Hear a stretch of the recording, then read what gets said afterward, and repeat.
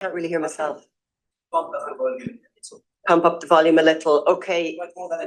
Yes. Okay. Fantastic. So, good afternoon. I was about to say good morning. Technically, good afternoon, everybody. We're delighted to be here at this kickoff event of Ocean Week in Brussels and to launch this, the Blue Manifesto, and to talk about an ocean deal. Now, this event takes place on a day when a lot of things are happening around the world, but specific to Brussels, there is a strike, and that is a strike specifically of cleaning, catering, and security workers. So I'm saying this both in solidarity with those workers and to say not everything may go perfectly today, but the people who've organized this event have put so much work into just getting everybody here today. So we're very happy to be here. Now, I haven't said the word welcome yet because that honour goes to my colleague to the left here, Emma Wiesner, MEP. You're very welcome. You are very welcome, and now you can welcome everyone else. Thank you so much. Pickled herring, calamari, bacalao, sandy beaches, warm cliffs, grand rocks, deep sea diving, kayaking, and swimming. I'm not talking about my previous vacation, if anyone wonders, but the fact that almost half of Europe's citizens live within 50 kilometers from the coastline. And our oceans carry so much meanings embedded in our culture and our daily life. But at the same time, the value expands well beyond our interaction with the oceans. And oceans is a central pillar of our planet's function, sustainable lives, and ecosystems that we all rely upon.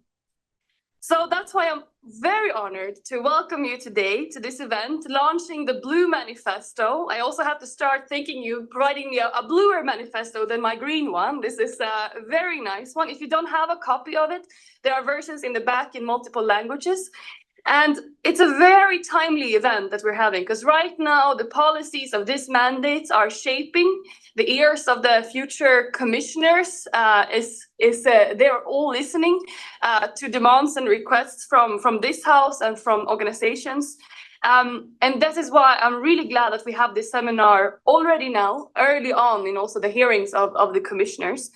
And I will also then expand that thank you to the organizations, very influential organizations that have been working on this manifesto in really trying not only to say what should be done, but also how it can be done.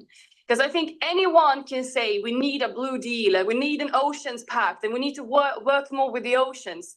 The question is how we do it. And that's why this event today is so important. I look forward a lot to listening, also to you, reading, of course, but also listening to your proposals and your policy analysis, because we need to walk the talk. Time for just talking and saying the nice words of that it should be done is over. We need to agree now on how it should be done. And that's why I'm glad that we're having this session now in this very timely manner. Coming from Sweden, with a long coastline along the Baltic Sea, I have seen the results of unsustainable management of marine ecosystems, of the pressures of pollutants, and unsustainable fishing firsthand. So I'm very much also personally invested in this issue, that I also know that my colleagues are in this house, and I look forward to discuss with them from our behalf also what you can expect from us as policymakers. Without further ado, to ensure the healthy oceans of the future, we have to work together. And with those words, you're all very welcome to today's event. I'm really glad that you're all here.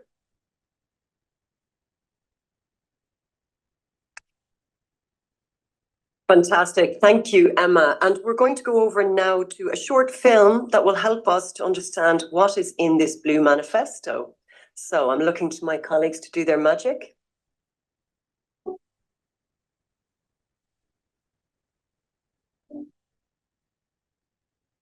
Close your eyes and imagine the feeling of your feet in the ocean water, the cool breeze on your skin. Picture an underwater world teeming with life and bursting with color. Ecosystems flourish, and coastal communities don't just survive, but thrive. The ocean is essential in the fight against climate change. It absorbs carbon and regulates the Earth's temperature, But European seas have reached a tipping point. 93% of Europe's marine area is facing significant impacts from human activities. It is under severe pressure through a mix of many human impacts, like destructive fishing practices, drilling for fossil fuels, and pollution from shipping and plastics. A relentless pursuit of economic growth is driving European seas to the brink, and European policies are failing to deliver the urgent change needed. But a healthy ocean is an achievable reality. The Blue Manifesto is our urgent call to action and our concrete plan to save the ocean. It outlines an EU ocean deal to connect the dots with clear and achievable ready-made solutions for policymakers. Our vision for 2030 is not just wishful thinking. This step-by-step roadmap is research-backed and science-based. It empowers decision and policymakers to take the lead in their communities and drive change, placing the ocean at the heart of EU decision-making. The time for action is now. We need a shift towards a low-impact and socially just economy for people and planet. Join us on our mission towards a healthy ocean by 2030.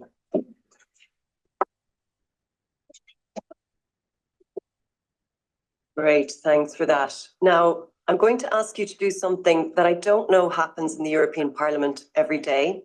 I'm going to ask you to close your eyes, or if you're not comfortable with that, just look downwards. I'm going to ask you to just sit back and relax and take a deep breath in and a deep breath out. And I'm going to ask you to do that again. And when you breathe in, take in all the positivity and positive energy from this room. When you breathe out, let go of all the stress. All the stress you had this morning just getting here. And let go of all the emails and the to-do lists. And just allow yourself to be in this room.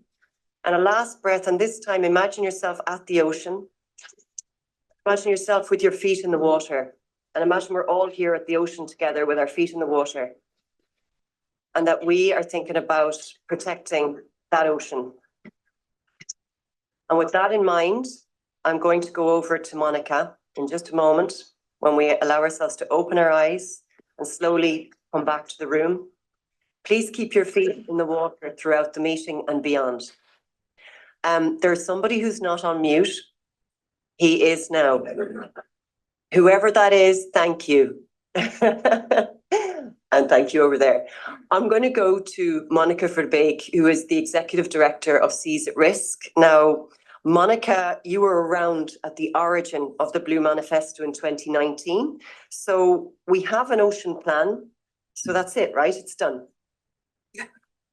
Well, it's not quite done, as being witnessed by all the news about the ocean, but I'm very, very happy that here we have it, the Blue Manifesto, the one that will guide, hopefully, us through this coming mandate. And I really hope you will pick up all your copy. Already before the parliamentary elections, we were advocating for an ocean deal. And this manifesto is the roadmap to developing and implementing this ocean deal on the road to a healthy ocean by 2030.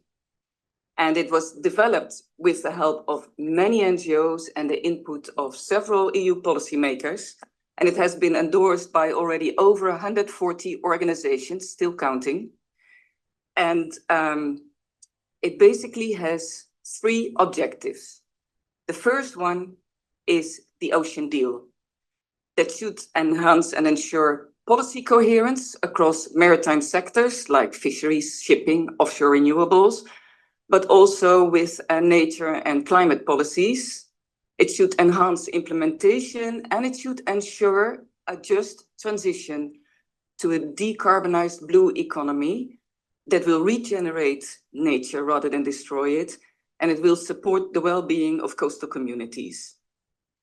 Second objective is in order to get action to these words, we propose an ocean fund.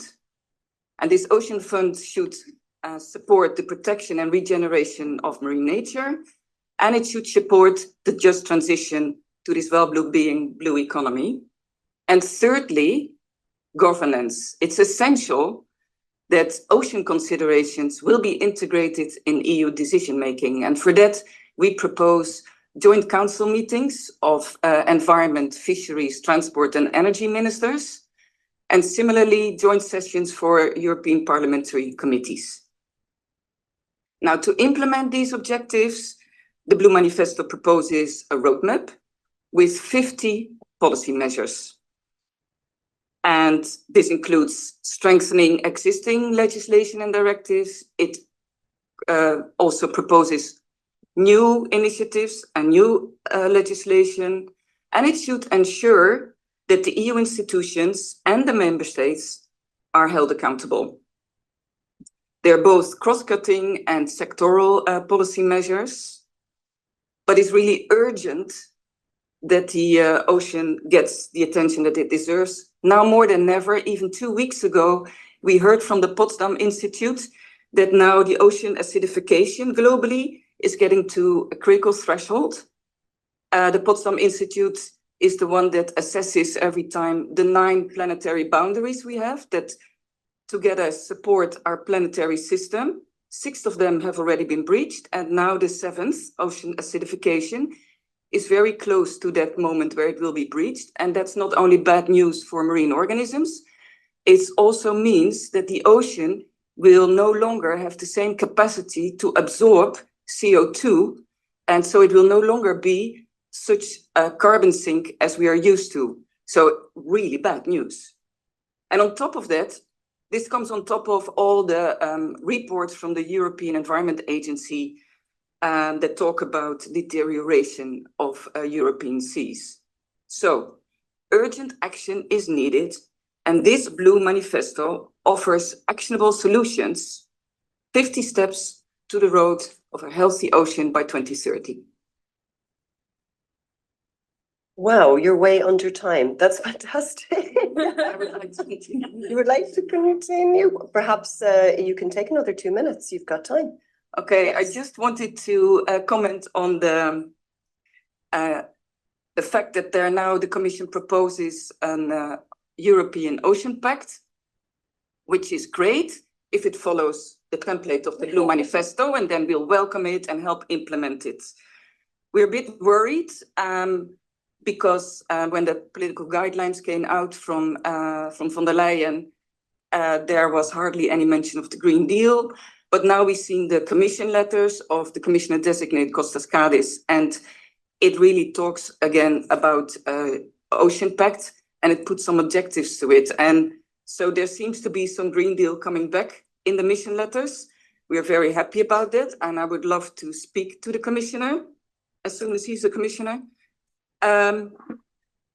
What worries me, in this mission letter, I wanted to say that they are putting in the objectives of this European Ocean Pact, talking about policy coherence, 30% protection, enhanced maritime spatial planning, climate resilient, healthy oceans, everything we're asking for in our Blue Manifesto. Great news. However, it also talks about resilient, competitive, sustainable fisheries and other blue sectors. And of course, that's the devil in the detail. Will he put the right substance to these words? Will he work on the basis that the blue economy can only be resilient and only be competitive, and that we can only have food sovereignty if we have a healthy ocean thriving and people with it? So I hope that the Commission, because the worrying part is how the Commission has looked like and how the framework is now set up. We will have a commissioner for fisheries and ocean, and they will work with an executive vice president on cohesion and reforms that will basically guide the work on agriculture, transport and fisheries. So that doesn't bode very well, because now we have the possibility that ocean policies will be delinked from environmental and climate policies, and that is denying the fact that the ocean is our best ally against the climate crisis, and that it hosts a vast majority of this planet's biodiversity. So we really hope that the Commission will be working across sectors, as von der Leyen seemed to hint at, and that, for example, the Environment Commissioner, as well as the Executive Vice President for the Transition, Ribera, will also give their full input in this EU Ocean Pact. Great. So it will need a lot of political will and a substantial ocean fund. But we have the solutions at hand, so let's go for it. It's a good note to close off there on. Thank you, Monica. We're going to go to some audience participation. Let's see how we go with the Slido tool. So what's going to happen, folks, is that we're going to ask you the following question, and it should pop up there now. It's a bit small, so I'll read it. Pick one word to describe how the European Union is doing in relation to the ocean. So if you can take your mobile devices, if you have them there with you, and just scan the QR code on the screen, and you should then have direct access to Slido. Is it working? I'm looking over to my colleagues. Let's see.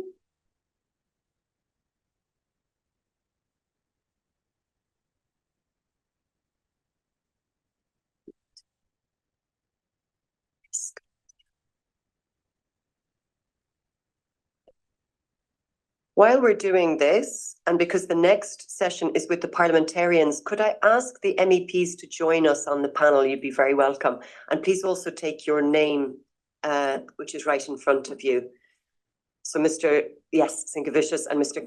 Clergot, thank you. I'm just going to check, is it working?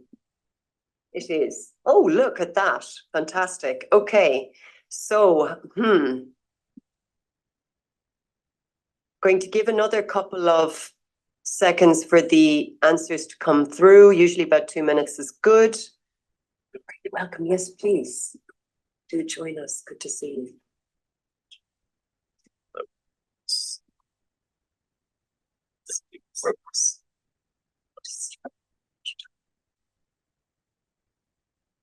you. Okay, I think that hopefully that's enough time for people to input. So, okay, there is a clear word in the middle, which is insufficient, slow, or blindly, mediocre. There's some others. I'm looking for some good ones. Abysmally failing. Mixed results. That's upbeat. Improvement, room to improve. Not as well as the claims internationally. Slow progress. Vibes are off. The vibes are off in capitals. My goodness. Okay. Well, let's take the idea that there is room for improvement and go from there. And it is good that we have some people with us now who I hope in this next mandate are going to fight for the ocean. Just to let you know what you can expect from now until the end of this event. So we've heard a very political note from Monica from Seas at Risk. We're now going to listen to three parliamentarians with a couple of questions being put to them to understand what's going to happen in these next 5 years. We will then, I will also hear from, and I should say, I'm so sorry, we should also have our colleague from Oceania joining us here on the panel. That's my bad. So sorry about that. We'll then go to a panel with the Commission, with the European Commission, and also a colleague from Climate Earth. And finally, we'll close out with a wrap up by colleagues from WWF, an activist filmmaker, and an MEP. Now we've got 90 minutes to do all of that, or we did at the beginning before microphone gate. So there'll be no very long speeches, and I'm going to be quite brutal. In fact, my idea is this. So 5 minutes is fine for everybody to speak. Everyone will get the same. But once you get to 5 minutes 30, my phone is going to start playing a really bad song from the 90s. Do you remember the song Blue? It's terrible. I'm not going to sing it because I have a sore throat and it's really bad. So let's hope no one gets there. In the meantime, let me welcome you all to this panel on a slightly more serious note. This session is called What Needs to be Done to Make the Ocean Healthy Again. Emma, we're going to start with you, if I may. So you've got a pretty impressive record on engaging with climate change as a political priority. Meanwhile, restored marine ecosystems and a healthy ocean are really essential in fighting climate change. How are we going to get there? That is indeed the million-dollar question, and I think that's what we try to also deliver on throughout this mandate.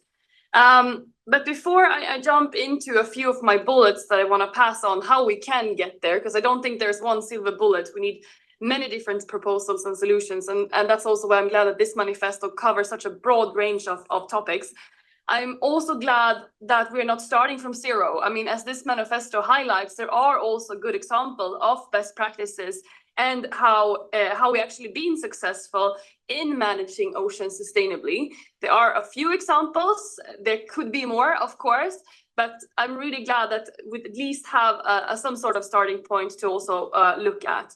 The Baltic Sea, as I mentioned, is not one of them, let's say. But first of all, I think what's really interesting and a good starting point for this political mandate is that blue is, in a sense, is the new black. Not only outfit-wise, but also it's a lot of political pressure now on the blue issues. I'm really glad that von der Leyen was clear on that just after the summer or just after the elections when she came back and wanted to be re-elected, that water issues, Blue Deal, Ocean Pact was all part of also her promises. That gives us a good starting point. But as I mentioned before, just saying we should have a pact, just saying that we need a Blue Deal, that won't be enough. But at least now it's really on the agenda. So there is a lot of political pressure, which I feel at least is there. So that is a good starting point, at least. We now also have a commissioner designate with a clear portfolio, not fisheries, it's fisheries and oceans. What, however, I would have wished for is to have more interconnectivity between the blue topics. I would have wished for a complete Blue Deal where we talk both about water resilience and oceans. I'm not really agreeing that it should be two separate topics. Looking at the water issue broader, I think could have benefited us. Water resilience, how we both treat wastewater, pollutions in our fresh and sweet water is very much interlinked with our oceans. It's not only about fishing policy, it's also a lot about chemicals, microplastic, and the treatment of water in general. So what I would have wished for was a real Blue Deal, a coherent Blue Deal where we take it as a holistic approach. And that is also mentioned by the manifesto. And that's maybe my second point, that it's not a very sexy word, but governance is really important, that we work on this holistically. I like the idea of joint council meetings and have more joint committee procedures.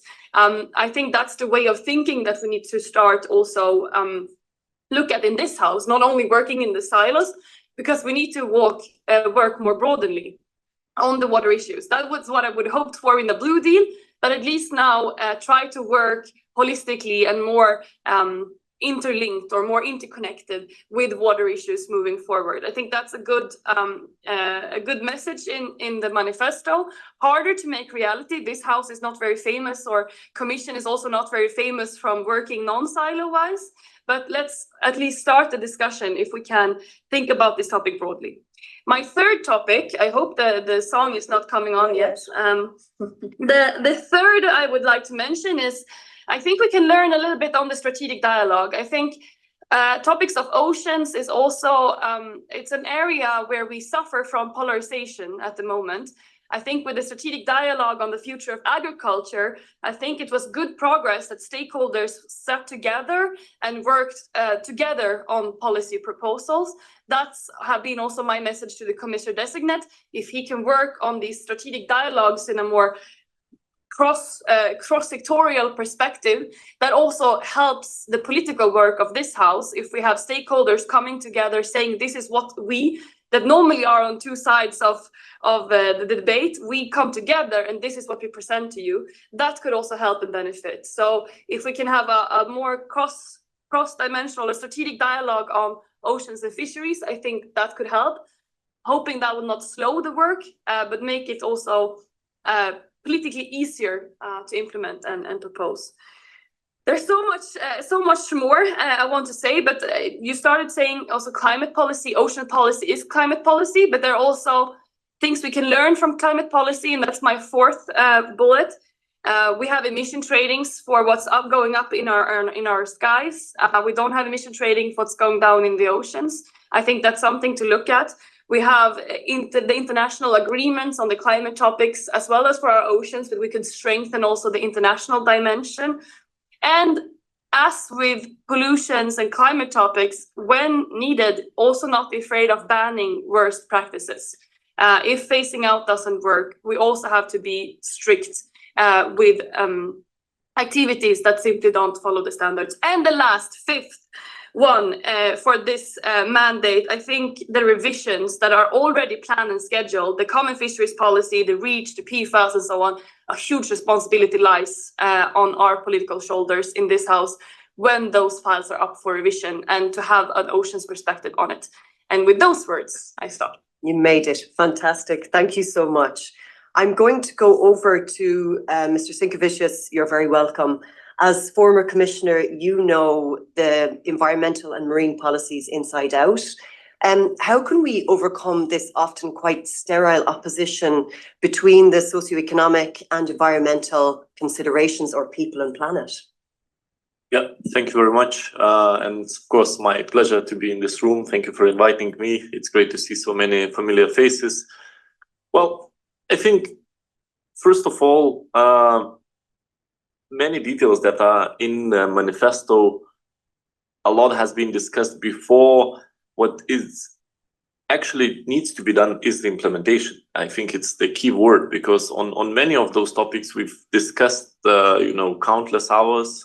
We actually adopted even decisions. Unfortunately, that has not been implemented on the ground. And that implementation gap is as huge as the ocean, and even bigger probably.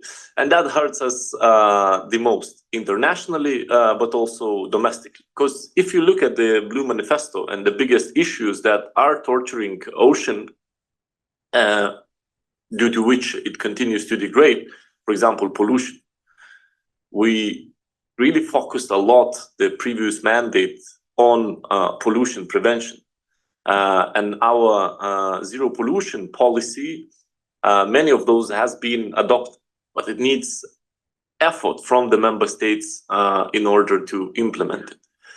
Same goes with the economic activities. If you truly look at it, I think more or less what needs to be done is the implementation of the international agreements there. And especially when you speak with the actors or communities that are dependent on ocean, for example, fishers, what they really want is the feeling of fairness, which means level playing field. So very often this is a transboundary issue, which of course needs an international effort and implementation from all actors across. Lastly, I think we have nature restoration law now adopted. A lot of fights and focus was actually on agriculture, and seas part was missed. I truly hope that member states actually in their plans, which they have now 2 years to prepare, will include restoration at the sea, and that can play a significant role, not even talking about 30 by 30 or BBNJ agreements that were historic steps and now needs to be implemented.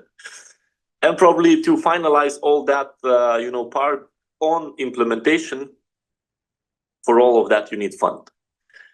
So the new fund or additional fund, whatever you call it, it's I think the crucial element, because if you really call it a priority, it can become only a priority if it has a sufficient funding line next to it. And here we need to think of bold and fresh ideas. We cannot just tap into the same budgets, because there are lots of pressure, socioeconomic pressure, different types of crisis across Europe, from energy to housing and so on. So, to tap into the budget funds will be extremely difficult. So here the idea of, for example, accounting emissions and getting revenues from that would be something fresh that can be put on the table. Because let's be honest, industry, especially the shipping one, makes huge profits. We still have huge hotels on the ocean, carrying the tourists around just for fun. So all that can contribute significantly to that fund. And if we have a fund with fresh money, with the income that is stable and dedicated only for the implementation of the healthy ocean policies, that would be a game changer. Otherwise, I am afraid that, we will be meeting in 5 years and having the same discussion, but worse, that in the background, which I think Monica also presented, the outcome of the scientific data will be even worse, and ocean will be degrading even further. So for all that action, I think we need to think of a bold move as regards the separate fund, which ocean users would contribute, and that would allow us to implement great things that has been adopted through the years, unfortunately not implemented, and then meeting another international meeting, agreeing on even further targets that unfortunately were not reached. So it's time to reach them. Thank you very much. Wonderful. Thank you very much. I'm going to now go over to MEP Christophe Clergaud from the Socialists and Democrats. You're very welcome. So your group historically has a profile that supports economic growth, but where are the limits to blue growth? And can we operate within planetary boundaries whilst also supporting social rights and the livelihoods of coastal communities? Thank you. Good morning to all. It's a pleasure to welcome you here in the Parliament with my colleague. And we are a team, as you see, to push these ideas and this fight for an ocean deal. And it will be also the role of the Syrica intergroup, but we will come back to that later. As socialists, we changed. We were productivists. And the concept, for example, of blue growth, I got rid with that concept 10 years before, to be on the side of sustainable blue economy and sustainability of ecosystems. And I think we were the group who set the Green Deal, and we have to take lessons also for the Green Deal, and I will join what Emma Vista said before, because we had a narrative for the Green Deal. We had legislations, a lot of legislation, transforming very quickly a lot of activities. And we had also resistances and polarization in some sectors as agri and fish ocean sector. And some fights are in danger in the Green Deal.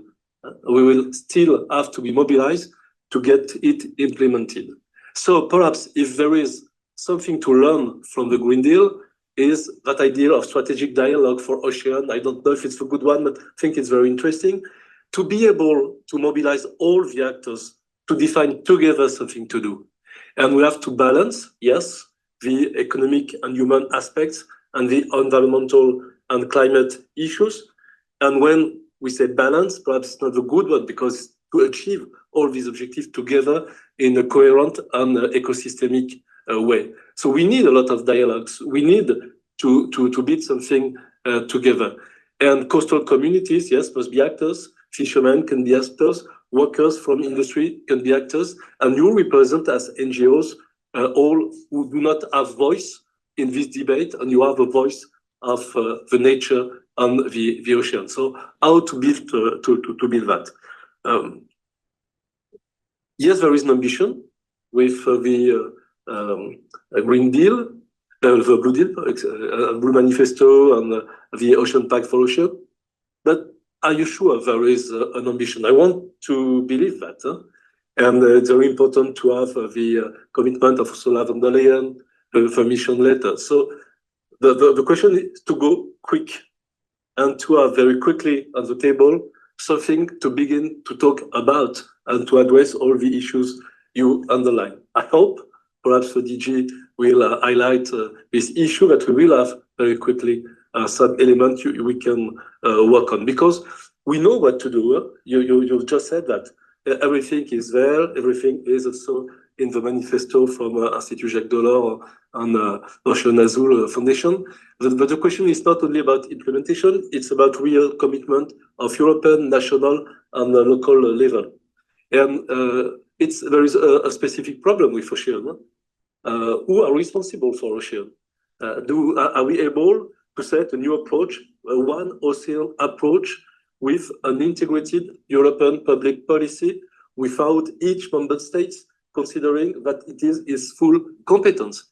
It's the core issue. And when Europe is or will be depending on ocean as carbon sink, as reservoir of biodiversity, but also as a space to produce renewable energy, but also depending on ocean for all the value chains on all the kind of transports, it should become now a real European issue and European target. And then perhaps we will be able to combine the different interests, to find a common narrative, to build a common action plan. But when we try to do something at European level for ocean, it's difficult to do that. You had this experience, and we see that in each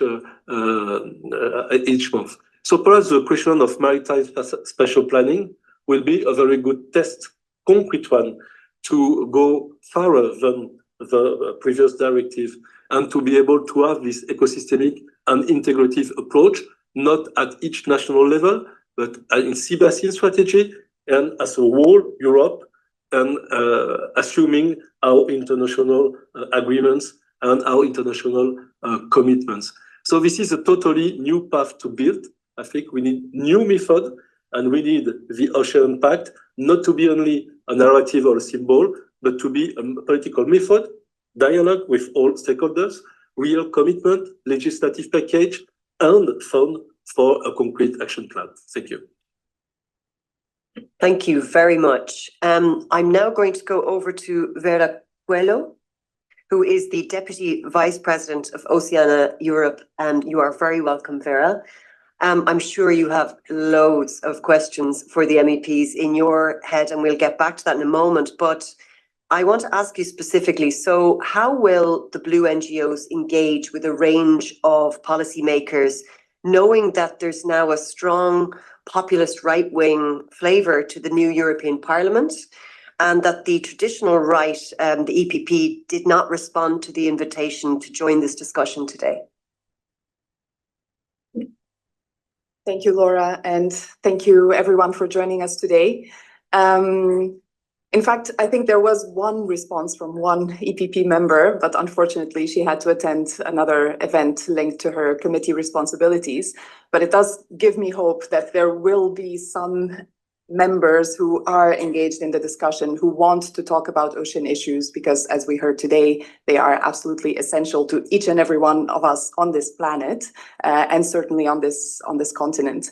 But the point stands. We now have a much more right-leaning European Parliament, many more populist voices, and we saw very clearly also during the election campaigns that one of the narratives that was used by those groups to gain votes was to pit the environment and climate action against people and against economic interests and against society. And we know by now that this is complete nonsense. We see the impacts of the climate crisis right now. It's not a future impact that future generations are going to have to deal with. It's here right now. It's impacting people's lives. I'm Portuguese. We just had horrendous forest fires in Portugal just a couple of weeks ago where people died. Many people across Europe have faced gigantic floods and other climate impacts, which are only going to get worse. We know this also from science, unless we act decisively and unless we act now. So it's important to think about that we shouldn't be pitting environment and climate versus people and jobs in society, because in fact, it's a necessary precondition. And those politicians that say that we can negotiate with or compromise with or balance nature with socioeconomic interests and prioritize the economy are doing us all a disservice. This is not going to help us. And those of us that work on fisheries specifically, we know this extremely well. There can be no fisheries without fish, and there cannot be healthy, abundant fish stocks without a healthy marine environment. This is just very simple. So what we NGOs, going back to your question, are planning to do is, of course, we have developed the Blue Manifesto as a roadmap, which has all these concrete and specific proposals of policies for adoption by the European Union, but also very importantly, focusing on implementation of existing policies. Because we have actually quite a very well-developed and very ambitious set of European policies in terms of fisheries, in terms of environmental protection, in terms of climate action, but it's not sufficiently implemented. And all the discussions that sometimes emerge about we need to revise these policies, we need to look again at the CFP, we need to start reinventing the wheel, are actually going to make us lose precious time. It's not an efficient way to achieve our objectives, when in fact we already have very good objectives in legislation, we already have very good provisions. What we're not doing is implementing those provisions. So I think from our side, from the NGO side, of course, we want to see new policy to address some of the existing gaps. But very importantly, we also want to see enhanced implementation and enforcement of existing provisions, which sometimes have been in place for decades, but still do not get properly addressed by member states. Having said that, we also know that when we do implement, when we do the things that we commit ourselves to doing, the results can be extremely positive. We have such good examples in Europe of good results from implementing fisheries and environmental policy. If you think, for example, about the CFP, at the beginning of this century, very few fish stocks were managed sustainably. The profitability of the fleet was terrible. And this was due to the fact that fish stocks were completely depleted and mismanaged. Since the CFP reform, we have seen a very significant decrease in overfishing and some of the stocks recovering thanks to that. And that has also led to better profitability of the fleet. So these are the lessons we should also be learning. Implementation works. When you do it, it works. So let's do more of that instead of trying to constantly reinvent the wheel and discuss, should we change the objective? Should we change the target? Let's do what we committed to doing as a first step. And just perhaps a final point, because we talked not only about the ocean deal and what it should entail, we talked about governance, but we also talked about funding. And about the sources of that funding, because we know that the budgets are tight, including the European budget in the coming years. But we also know that we currently, as taxpayers, spend inordinate amounts of money subsidizing harmful activities. We subsidize climate harmful activities, we subsidize destructive fishing, we subsidize so many things that are harmful for all of us as a society. So there is also a rationale for redirecting a lot of these harmful subsidies and investing them in things that will bring us societal benefits. Nature restoration, a just transition for the coastal communities that are struggling right now, and really kind of transitioning all of our societies to low impact, climate friendly, blue economies. Thank you, right on time. Wow, this is amazing. I think everyone's living in terror of me actually putting that song on. So just to go back to you, we have 10 minutes for a quick debate with the whole panel. I imagine, Vera, you must have some questions for the MEPs. And I'm wondering, you as the expert, having listened to what they said and knowing what's in this manifesto, how much does it align? Is that, how much does it add up? And is there anything you want to ask them or reinforce that they have said? Oh, thank you. Indeed, I think many of the themes are emerging, and we've heard specific topics being picked up. I think the governance team is going to be very important, as we all reflected upon in different ways. You cannot dissociate ocean from the environment, from the economy, from people, and from well-being.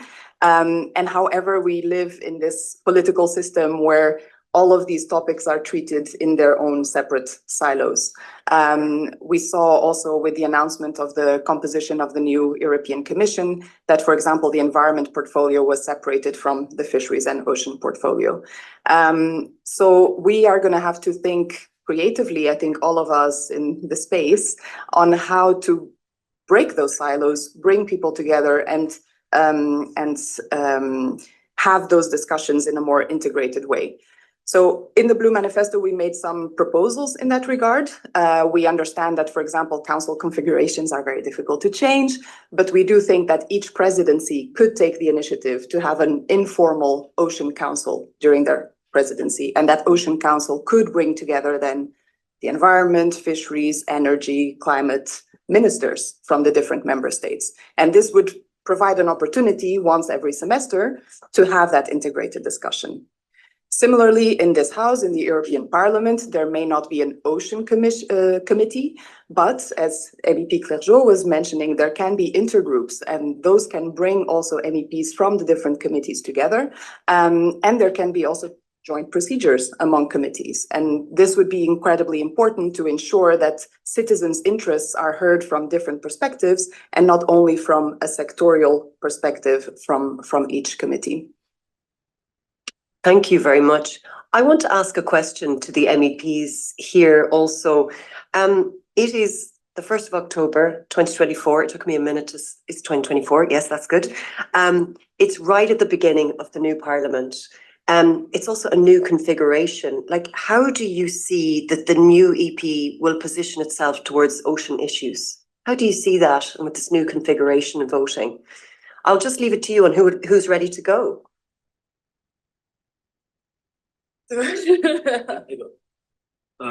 First of all, we have a splendid commitment of the President of the Commission, but we have a veto problem. And you underline that. This commissioner from Fratelli d'Italia with supervision of fisheries, agri, cohesion policy, transport, it's not a good approach to have an ocean deal at European level and real and concrete ocean pact. So this is a first problem.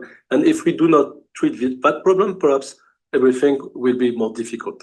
Second element, we have still a team of MEPs coming from all the democratic groups, including, of course, EPP, who want to work together to push this ocean pact and to nourish it before the first publication of the Commission. Yes, we can organize events, but the real interesting work is to have political contribution to what the Commission will be able to propose. So we would like to be able to work with the Commission from now to January, February, before any publication from the Commission.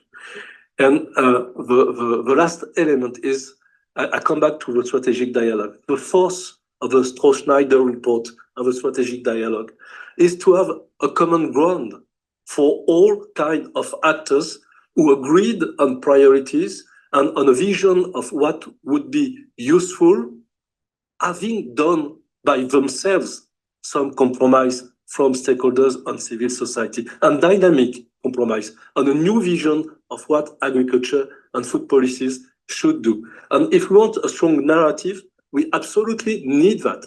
We will, finish by that, we will lose time and energies if there is long debates about the differences between each approach of what the Ocean Pact should do. We need very quickly a convergence, a common ground from all the actors to put real pressure on the political the decision makers. Thank you very much. Who'd like to go next? To be honest, we are not quite sure where we will land, and that worries me quite a lot, actually, how this house will position ourselves. And I am worried that EPP is not here at the event. Maybe that is not the biggest signal, but there are other very alarming signals in this house. So I think really making sure that we have also the pro-European forces have EPP on board will be extremely important. In order to do so, I think it's also a bit risky to talk about or questioning growth, to be honest, because the alternative to growth is degrowth. And I think the general discussion in this house is a lot now about competitiveness, about European industry, and that's very much a narrative ongoing. If we want to also show or to have EPP with us, we need to see that oceans is very much a part of competitiveness. It's a part of the blue growth, and growth is possible, but it can be done in a sustainable way. If we manage to also frame the blue policies in that sense, I think it will be easier to also build a broader political majority behind the very much needed legislative that's needed for this mandate. So I really think we should not polarize this house. I would rather try to find blue policies that can bridge also to EPP, because we will need them. And the veto issue, I would also like to echo, is maybe what's worrying me the most with the commissioner hearings. Having executive vice president in charge of reforms have shown very little interest in any type of EU reforms is extremely worrying. And I think that will be the next critical issue of this house to land. Where do we and how do we handle that situation, and what promises can we get from such executive vice president? So I think that maybe it gives more questions than answers, but one good news is that we this Monday in the Fisheries Committee at least managed to postpone or to delay or push back the work of the Commission that wants to remove the 5% rule for fish stocks. That was an initiative by Council and Commission jointly to remove the safeguard and the safety clause for the fish stocks. That was voted on in the PESH committee, and we found a political majority to stop the work in this house. And that is extremely good news. It was a signal very much needed early in this mandate. But that said, it was a little bit too tight for my taste. I would have wanted a broader political majority.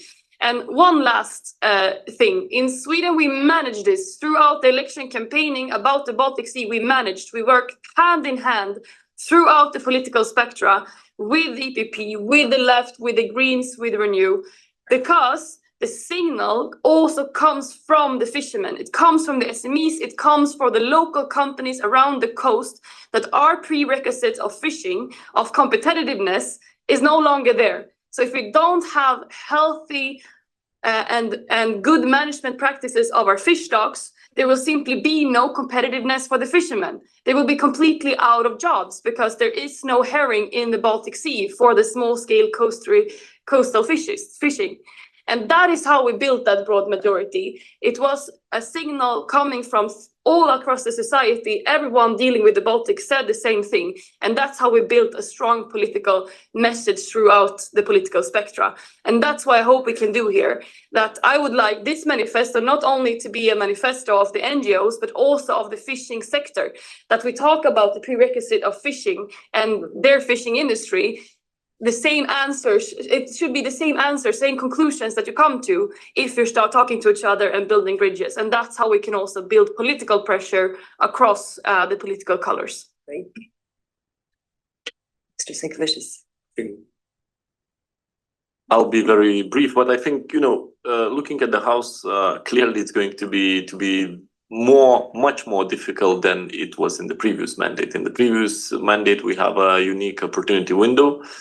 I think now that will require a lot of work and creativity, because I don't need to be convinced. I've seen working constantly on Green Deal files how Italy behaved after the elections. It doesn't matter what we would do, as long as that's going under the Green Deal, they would vote against, even if Italy was very well served, just to make a political statement. So I do expect the same behavior in this House as well.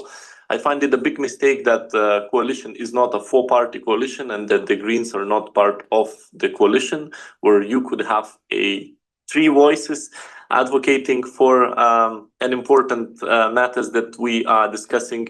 But a lot of is in the hands of society as well. And we need society to speak up because the composition of this house is democratically elected. It was a society's voice. Unfortunately, those previous 5 years, maybe we haven't done a good enough work to receive a support, and we have a completely different picture. So we need to work much harder. We need to mobilize society, because only if society applies the pressures, politicians will act, especially on the member states level, where when we talk about the implementation, that's where the things can get happen. Fantastic. Vera, I'm giving you the last word. Is there anything you'd like to add? Yes, thank you so much, but I'll try to be brief. I wanted to pick up on this point of societal support, which I think is essential. And indeed, the Blue Manifesto was developed by a group of NGOs, but it's supported by many NGOs as well as by progressive businesses, for example. So I do think that we have a job to do to make the case that a healthy, abundant, biodiverse ocean is important for each and every one of us, and not just for those who like marine biodiversity because it's our personal interest. Another point that I wanted to make was indeed about avoiding polarization and having broad political support for a strong ocean deal. I think this is essential. And indeed, the point about competitiveness, about level playing field, about making sure that ocean-based activities serve societal purpose is incredibly important and should resonate with the EPP and with others. So if we want healthy, thriving businesses, we need a healthy, thriving marine environment. These are not mutually exclusive. On the contrary, they need to support each other. And this is a case that I think we can make based on science, based on good examples, based on lessons learned. And hopefully, I think we will have a listening audience that will understand that. Thank you all from the heart. This is quite amazing because you've helped us get the time completely back on track. You've been selfless, self-aware, and slightly terrorized by my promise to put a terrible song on. You avoided that. So I'm going to ask you if you wouldn't mind staying with us. I hope you can for the event. And I really do hope you continue to work with the amazing people behind the Blue Manifesto in these next 5 years. It's the time for the Commission, but also our colleague from Client Earth to join us. And as we're doing this switchover, I'm going to keep talking to you as the audience because we're going to go to another Slido. And our question should pop up there in just a second. So what should be at the core of the ocean deal? Open question for you. So let's see how this one comes out.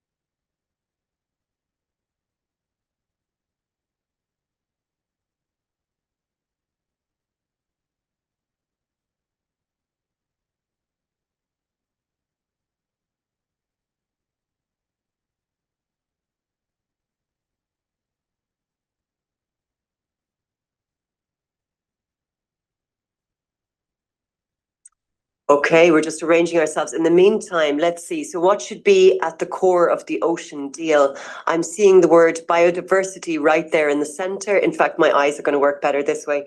Ecosystems, funding, synergies, environmental justice, biodiversity protection, marine biodiversity conservation, sustainability, degrowth, ecosystem-based approach, implementation, a key word from the last session, and many, many more humans, good vibes to counter the vibes in the last session. Excellent. So I'd just like to say, I hope that that can maybe inspire this next panel as we get going. So this panel, the title of it is, how do we do it towards an EU ocean deal? And I'm very happy to welcome from the Commission, Charlina Vicheva, Patrick Child, and also Anaïs Berthier from Client Earth. You've got 5 minutes each. You've got a specific question, and then let's see if we've a little time for a bit of dialogue after that. Would be great. Charlena Vicheva, the question to you: Commission President von der Leyen has now announced an Ocean Pact, as we've heard. Can you give us a bit of a sneak preview on the scope of this thing, and how will it be put in practice? Thank you very much for the invitation. I'm really pleased to be at such an event because it's very much in the context of what we're going to be up to in the coming months. First of all, I would like to thank the NGOs for their strategic approach towards the ocean, for ringing the bell of how important the ocean is, because I fully agree that unless each and every citizen knows how important the ocean is for the current life, for every second breath they're taking, we are not going to have the support we need for such a real, genuine Ocean Pact. We were very happy to see in the political guidelines of our president that this idea is there.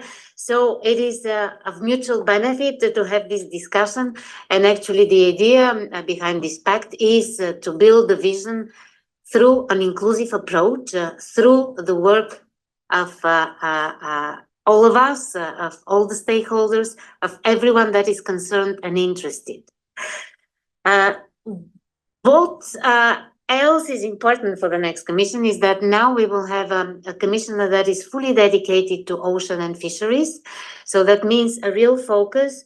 That does not say that we are not going to work together with the colleagues from the environment area, just the opposite. And as many of you already heard from the initiators of the Blue Pact, we're going to work with many more services and many more policies, because the idea of the Ocean Pact as a core objective is to have a holistic approach to the ocean. The ocean is one, it's a global asset for the whole society. We depend heavily on it, and we need to take it as a global, holistic framework for our effort. Secondly, with regards to the Ocean Pact, the idea, because I've heard already some ideas that we have to start even before the college is there. The idea of having the Ocean Pact is indeed to have it as soon as possible, but it will not happen on the 1st of January. Exactly because we need this inclusive approach, and we have to exclusively focus on this dialogue that is announced as part of the Ocean Pact. Apart from the holistic vision, what do we want also to project? We want to project a 360-degree vision, and if we just think of what the ocean is for us, we can think of at least 3 aspects that fairly we need to cover in a holistic vision. The first one is how we impact the ocean. And this is all about the conservation, about biodiversity, and I noticed that the centerpiece of the slide is biodiversity, the health status of the ocean. The second aspect of our relationship is how the ocean impacts us. And we should not forget that the ocean is the most important climate regulator. And everything that happens with regard to climate change is either projected by the ocean because its climate function has been impaired, or because the ocean cannot take further extreme heat and all the acidification and pollution we are attacking it with. And the third aspect is, many of you said, we need the right-wing parties. Actually, even if we go beyond the political context, we need to be centered to society, to our citizens. So what they can get out of the ocean only and provided we're in the planetary boundaries, and only and provided we take whatever we can take from the ocean in a sustainable manner. And here comes the enormous potential of blue economy. And I will give only one example. If we want to achieve the 2050 target to decarbonize Europe, we cannot achieve it without the offshore wind that has to multiply by 20 or 30 factor by 2030, and it is projected to deliver between 25 and 30% of the energy needs. So it is only to show how each and every aspect of this 360-degree is important. So the idea is to put everything together. But believe me, and I was really tempted to tell you, I fully agree, and I cannot agree more, that blue economy, especially fisheries, because we have an exclusive competence on the fisheries, cannot exist without healthy management of the stocks, without the fish itself. There is no other sector that is so much dependent on the asset down there. But I have to tell you that the narrative is, and the latest council we had, each and every member state started with, we should stop taking care so much about the environmental sustainability. It is time to take crucial action for social and economic sustainability. So this Pittenco division is there. And my worry is that if this political narrative thrives, that means that there is somebody there in society that buys into it. So that only shows how much work we need still to do in order to have this understanding and this buy-in not to be there anymore.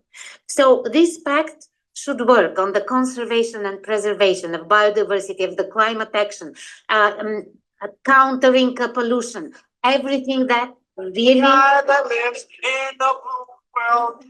Yeah. Okay. I know that. You can finish your sentence. Yes. So preservation and protection. Second, resilience for our coastal communities with regard to how much the ocean will impact us. And thirdly, all the sectors, maritime transport was missed, all the sectors that have a bearing on the sea and the ocean, they have to work together to tap synergies and to use the multi-use concept of maritime spatial planning. I can continue my sentence, but I want to be honest. Thank you for your honesty and your clarity. And I didn't mention at the beginning, you're the Director General of DG Mare. And I also apologize, I didn't mention that you are the Deputy Director General of DG Environment. Patrick Child, you're very welcome. And the question to you is, considering that European commitments such as the objective to end overfishing or, for example, achieve good environmental status in EU waters by 2020 are regularly broken. So I'm talking about implementation. There's this huge gap that was mentioned in the last session. How can the Commission get there in terms of delivering its own commitments regarding the ocean, given this implementation gap? Well, thank you very much, and I'm very happy to be here, and very happy also to sacrifice one of my minutes to my good friend Charlene, who certainly has a very, very important contribution on this topic, and with whom we work seamlessly and very closely. And so I think that's an important point to start on. I'd also like to congratulate the authors of this very thoughtful and timely report, the Manifesto, which I think does, at this sort of interesting moment of transition in the institutions, really make a very powerful contribution on issues which all of us here consider to be very important. And I'd like perhaps just to start with your message, your question on implementation, to highlight three areas where I think that we have very close alignment in DG Environment with the messages that are coming out of this Blue Manifesto. The first is precisely that, in line with the political guidelines of President von der Leyen and the mission letters that she has now sent to Jessica Roswell, our new Environment Commissioner, as well as other commissioners. I mean, enforcement, implementation, delivery are really going to be at the centre of the agenda of this Commission, and therefore, the emphasis in this manifesto on the importance of implementation and governance are extremely important and welcome. I mean, secondly, the report highlights what we all know, that unfortunately the marine environment surrounding the European Union falls very well short of the good environmental status, which is the target under our for 2020 under the Marine Strategy Framework Directive. And that's why we are in the moment finalizing an evaluation of the functioning of the Marine Strategy Framework Directive in order to prepare the ground for possible future action, particularly in the context of the Water Resilience Initiative, which is also one of the sort of flagship new initiatives that are foreseen in the mission letter of our Commissioner and in the political guidance more generally. And the third thing that comes out of this discussion and the report, I think very clearly, is the importance of policy coherence. Bringing together all the different elements of EU law and policy that impact on the health of our seas. And there we certainly are going to look closely at, as we work to the implementation of the Nature Restoration Regulation, the Marine Spatial Planning Directive, REPowerEU, the Common Fisheries Policy rules more generally, to make sure that all these different moving parts work together very effectively. And there I think that the opportunity that we have looking at both the new Ocean Pact but also the Water Resilience Strategy to bring a sort of source to sea approach to our work is something that we should seize with both hands. The manifesto also underlines the importance of strengthening enforceability. You raised the question in particular about overfishing. You know that we have very clearly in DG Environment mandate to monitor bycatches of protected species, something that is explicitly addressed in the action plan and marine action plan that we worked on jointly with colleagues in DG Mare in the previous mandate. And we have and will continue to pursue very actively member states who are in breach of their obligations under the Bird Habitats Directive, our biodiversity strategy, and in relation to the objectives set by the action plan.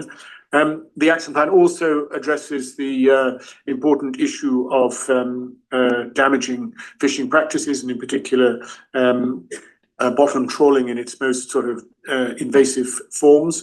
And there, the good news, since the action plan has been adopted by the Commission, that 2 member states, Sweden and Greece, have announced significant improvements in their national practices. So, I mean, looking to the future, certainly you can expect DG Environment to have a very strong emphasis on enforcement, implementation, delivery. But we also are very much looking forward to working with all of you, working with our colleagues in DG Mare and in other mission services which will contribute to bringing together the sort of Ocean Pact, Water Resilience Strategy in the interests of delivering collectively on the objectives of the European Green Deal, which of course remain as valid and as important as ever. Thank you very much. Thank you very much. I'm going to also go over now to Anaïs Berthier. You are the head of Client Earth in Brussels. What's your view on this? Are we getting an ambitious enough ocean deal? Thank you. Well, of course, we welcome, first of all, the proposal from Mrs. von der Leyen to adopt an ocean pact in the political guidelines. That's definitely a promising first step that goes in the right direction. However, unfortunately, and I'm going to repeat and confirm what already has been said before, and that's good because it proves that there is consensus around that. A law is only worth the paper it's written on if it's not correctly implemented and enforced. So we can continue adopting great laws if they won't deliver, if the efforts, including within the European Commission, are not put on proper implementation and enforcement. And that's one of the main issues we face, and that should be urgently tackled by the European Commission. The lack of implementation of EU environmental legislation is what actually prevents us from actually addressing the climate and biodiversity crisis. The European Commission itself has costed it to around 55 billion per year in direct costs for the environment and in health costs. So we welcome as well the words from Mrs. von der Leyen in the mission letters and political guidelines focusing more on improving implementation and enforcement, including the use of infringement proceedings. However, one can wonder why it hasn't been the case already during the previous mandate. And unfortunately, if we look at the numbers, it really hasn't been the case, because that commission has opened the fewest number of infringement proceedings for breach of environmental legislation against members which are breaching environmental law in the past 2 decades. So we are really calling upon the European Commission to actively play their role as guardian of the treaty, as the enforcer of EU environmental legislation, if the EU is to meet its target, both to address the climate and the biodiversity crisis and the pollution crisis.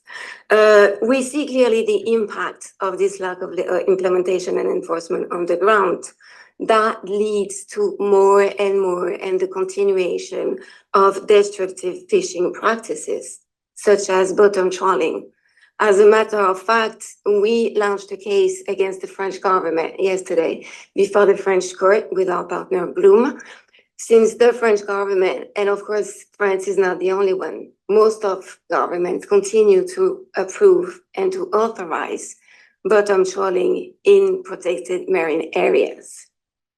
So civil society has to play that role and has to come in and sometimes to substitute themselves to public authorities and to European institutions, because unfortunately, these are not always playing their role. The landing obligation is not complied with either.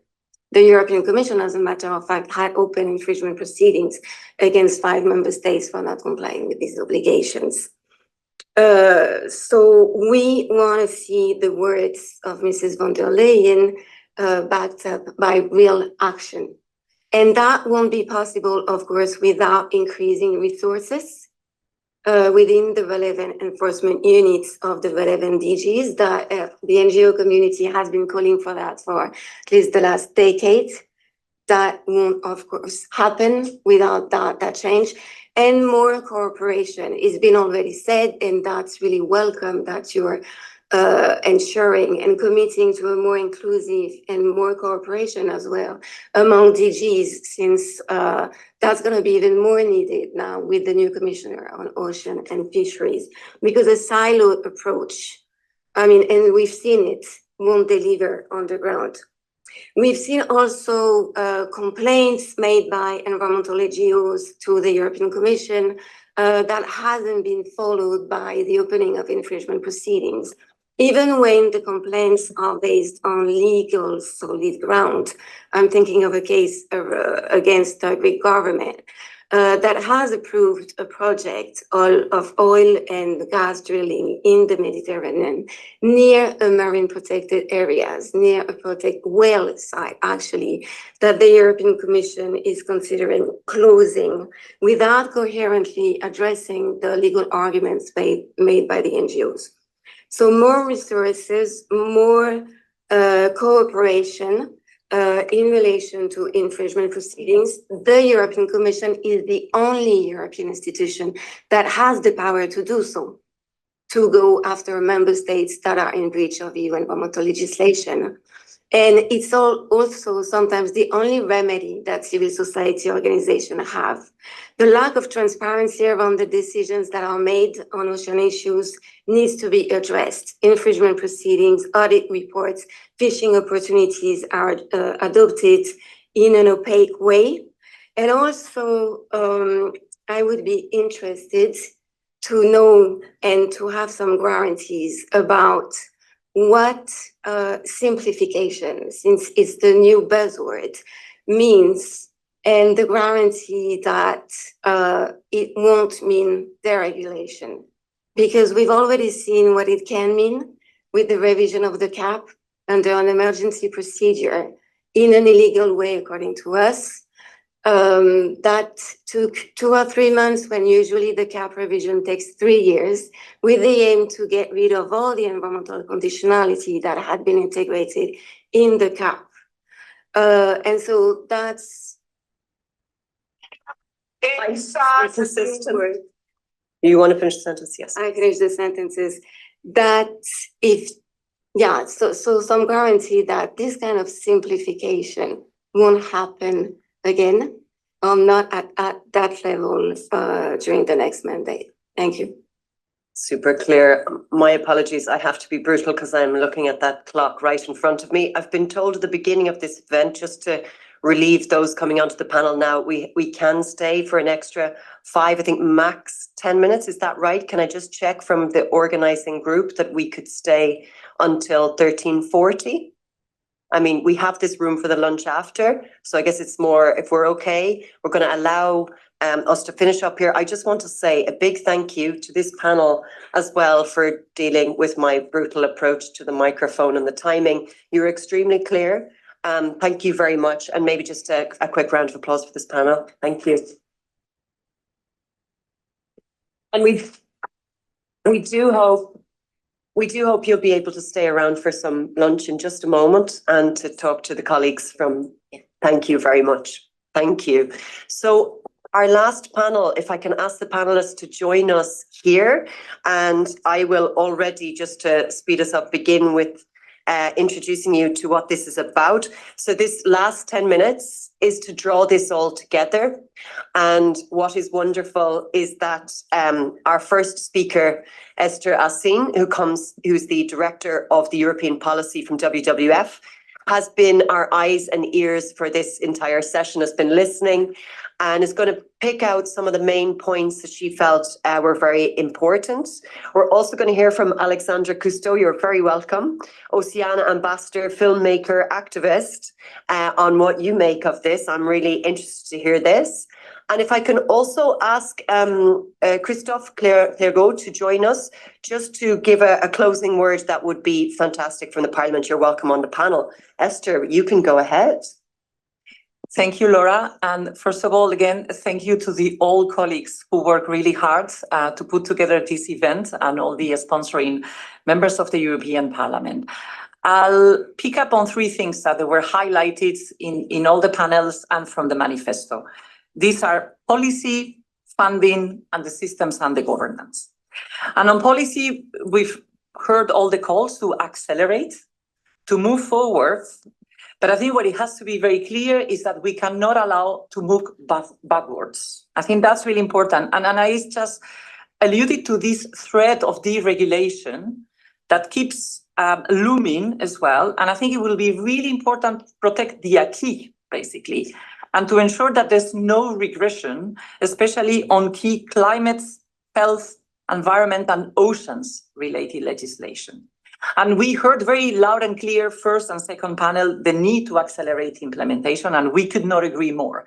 And this is where we've heard about creativity, but we have tools that exist and deliver. Spatial planning was mentioned, but we have an opportunity to also to work more with national governments to step up the capacities of national administrations, and also create incentives to really get on to implementation. If I could just pick one, the ones really need to be implemented, I would pick the nature restoration law, because that's going to be a critical piece to ensure a healthy and resilient marine ecosystem. Going to funding. A colleague of mine a long time ago used to say, policy before funding, but funding that follows policy. And here we've talked about dedicated funds, a very clear ask in the manifesto. And we also heard that negotiation on the next EU budget, the multi-annual financial framework, MFF, are going to be tough. I think we all need to get prepared for that. But of course, the policies will just remain an empty shell without adequate funding. And Vera picked this up in the first panel. Let's look where is the money that is actually doing harm to the environment. Let's look at the harmful subsidies for environment that we still find a lot in the EU budget, and let's redirect those funding for activities that are good for our oceans and our health. And MEP Sienkiewicz talked about innovative solutions, and we heard a lot about those innovative solutions. But I think the red lines for us is avoiding greenwashing and avoiding offsetting as well.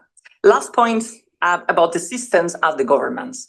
I think the decision making with all these vice presidents, commissioners, is going to be a real challenge if we want to ensure policy coherence. That was a very clear call and really breaking down the silos. There are many opportunities, but I think there are still many challenges. Everyone talk about dialogues, working with the stakeholders as the way forward. I would say yes, as long as they lead to policy outcomes, to real solutions for people and planets, and solutions that they are science-based. I think many of us were really shocked when we saw deep-seabed mining as a possible solution in the Draghi report. And we have plenty of good examples. We have many of us organizing the event. We've worked with the industry, with communities, coastal communities, fishermen and women on the offshore wind deployment, which is also a very promising area. We've worked with businesses throughout the campaign on the European Parliament elections. So the examples are there. Just to conclude, Laura, I think we fool ourselves if we think that oceans or nature protection are the enemies. Actually, they are part of the solution, and that's our role, to make clear, to raise awareness that this is the solution for a much more healthier, a livable present and future for all of us and for society. Thank you. Thank you, Esther. Very well put together. Without further ado, I will...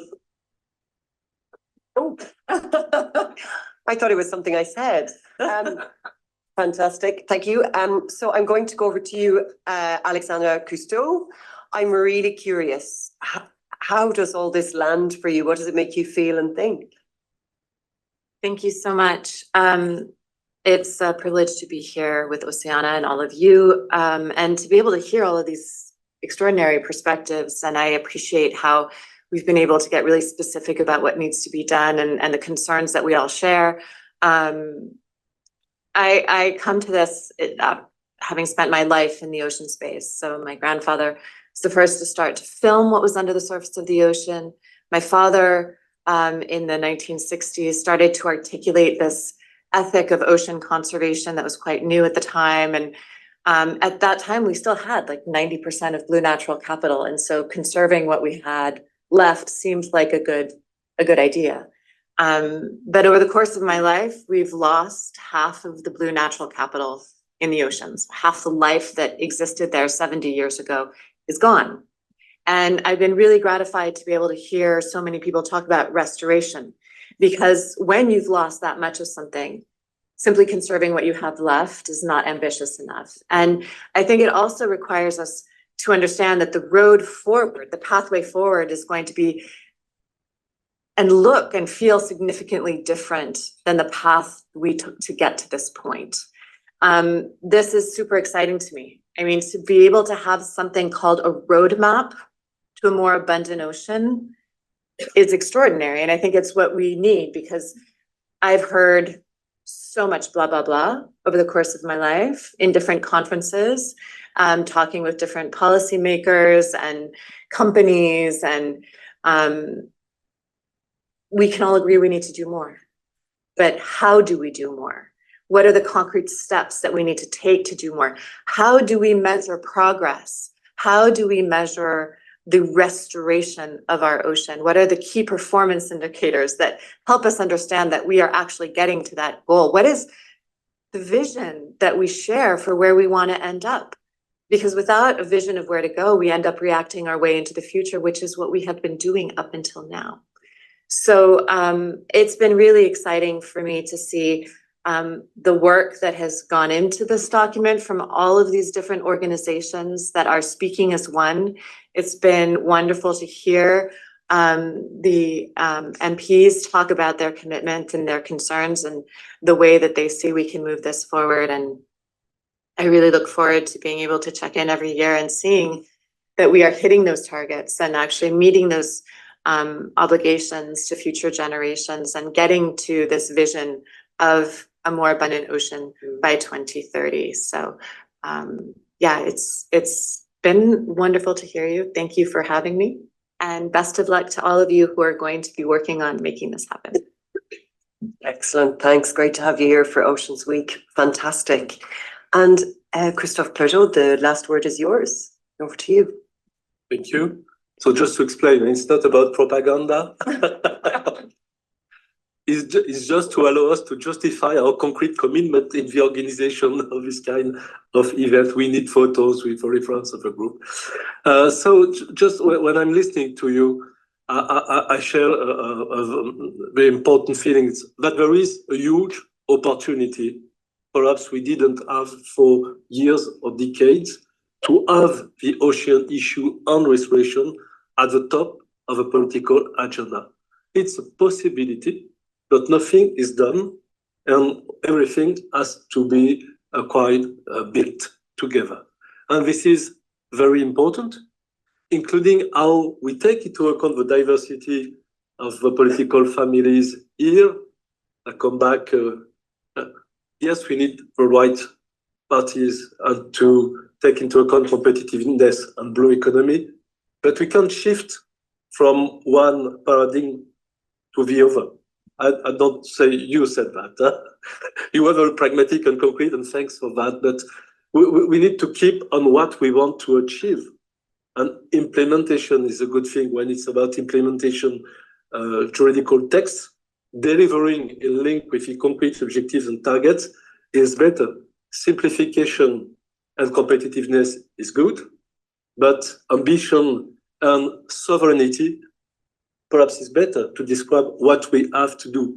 And then in this Europe, we change our keywords from month to month. So perhaps we like to keep a narrative about restoration of ocean, our contribution of ocean, of European sovereignty in link with climate, with energy, with biodiversity, with food, with transport, have a positive literacy of what we want to build when we are dealing with ocean. And for that, we would need an executive vice president clearly in charge of the setting of the Ocean Pact. We have a commissioner.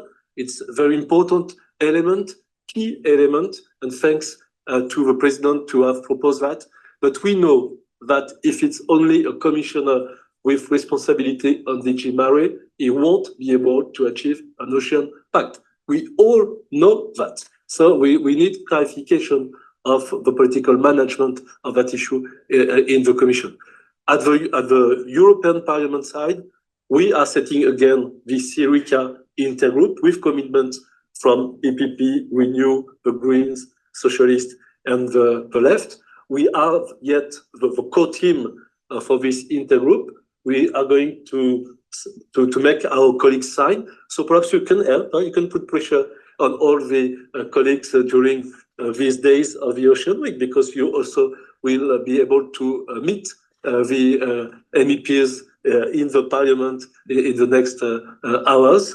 And we need a concrete Ocean Pact with a narrative, with a legislative package, with an action plan, and with specific fund or a good funding strategy, but to be able to understand what's going to happen concretely. I think we have less than 6 months to succeed, because later it will be too late, including in the process of commission. So I think our common objective could be to have communication and action plan, something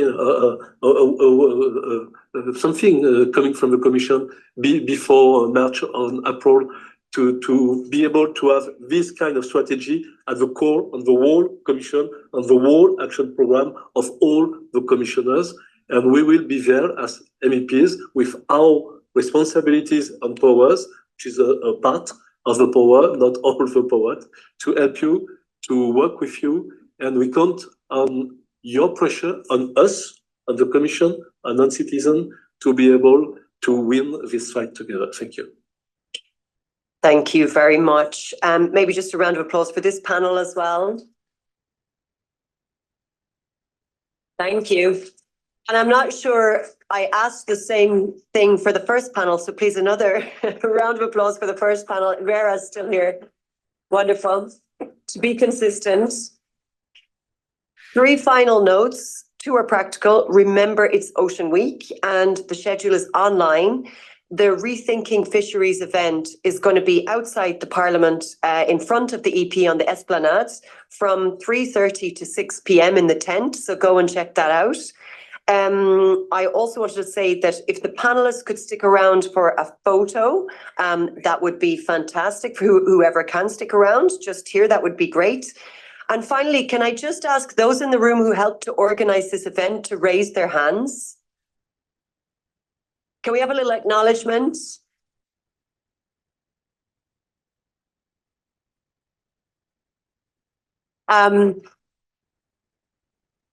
As somebody who is not from one of the NGOs, the amount of work that went into this is unreal. I also just want to say that on the note of we all agree on doing more, but what I love about this is that it's like a dream, but it's an extremely lucid dream. It's the most lucid one you've ever had with clear steps forward. So go forth and make this happen, people. Thank you very much. Thank you, Laura.